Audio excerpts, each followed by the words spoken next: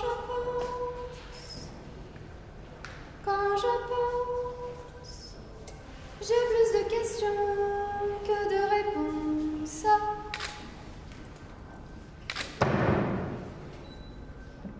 Quand je pense,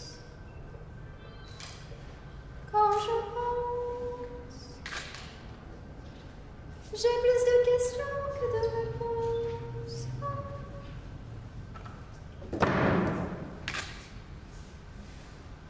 L'exposition s'appelle Suivre sa voie. Et donc c'est une exposition en 2 mouvements. D'un côté, des pièces liées au deuil, à l'empêchement, et de l'autre, 2 pièces liées à la vulnérabilité, mais également l'envie d'apprendre. Classe est une installation de 15 pupitres dans cette version, dont l'un des pupitres s'ouvre et chante simultanément. Quand je pense, j'ai plus de questions que de réponses. C'est une pièce où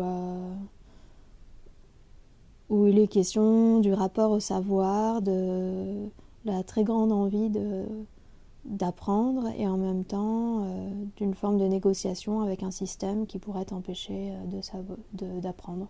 C'est une pièce qui est assez onirique et en même temps il y a un côté un peu cauchemardesque parce qu'il y a ce contraste en fait entre une voix assez enfantine, douce, plutôt agréable à l'écoute et en même temps ce clapet avec un son assez brutal comme ça.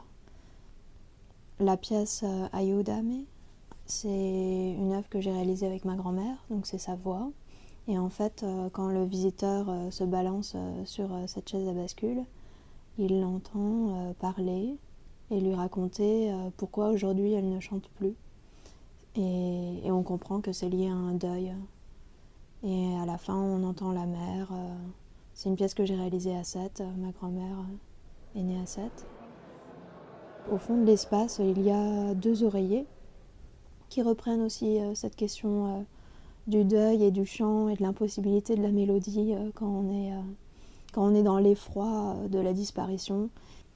Et d'habitude, les oreillers, c'est ce qui... Quand on les presse comme ça sur nos oreilles, c'est un peu pour nous empêcher d'entendre ce qu'il y a autour. Et là, ça nous donne à vraiment écouter encore plus fort.